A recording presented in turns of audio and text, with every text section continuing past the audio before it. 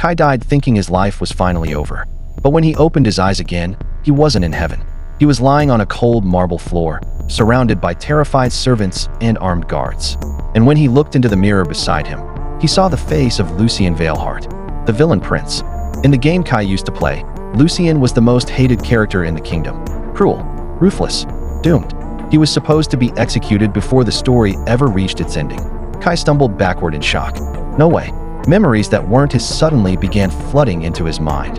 A royal palace, a poisoned king, a ruined reputation, and a public execution only 3 days away. Kai's heart pounded. He hadn't reincarnated into the hero. He had reincarnated into the man everyone wanted dead. The bedroom doors burst open. Royal guards stormed in with weapons drawn. Behind them stood Captain Rhys, the king's most feared enforcer. "Prince Lucien," he said coldly, "by order of the crown, you are forbidden from leaving your chambers until the day of your sentencing."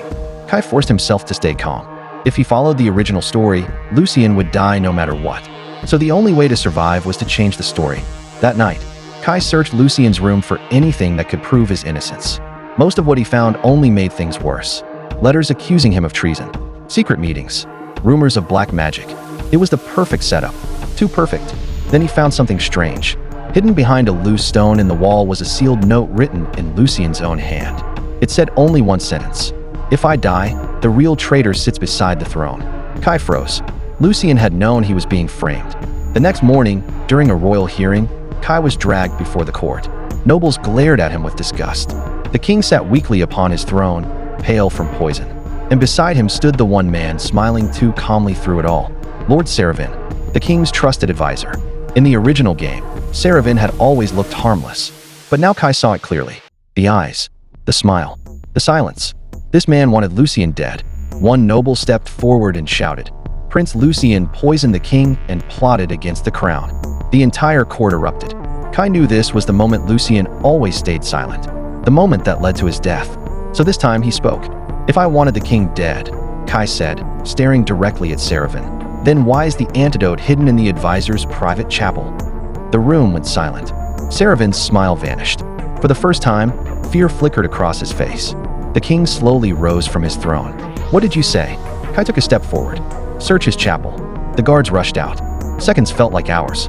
Then the doors opened again, and in the captain's hand was a silver vial glowing with royal healing magic. The antidote. The court exploded into chaos. Seravin's expression twisted, and dark shadows burst from beneath his robe.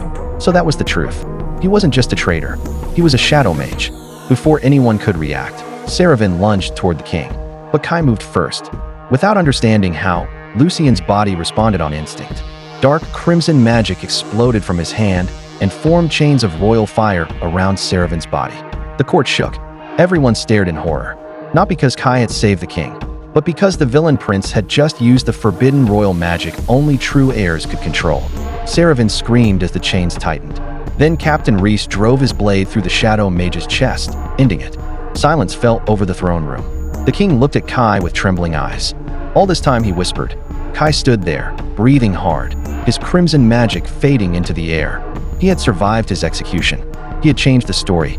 But as the court stared at him in fear and confusion, Kai realized something even worse. In the original game, Lucien never had royal fire magic, which meant one thing. This world was no longer following the story at all.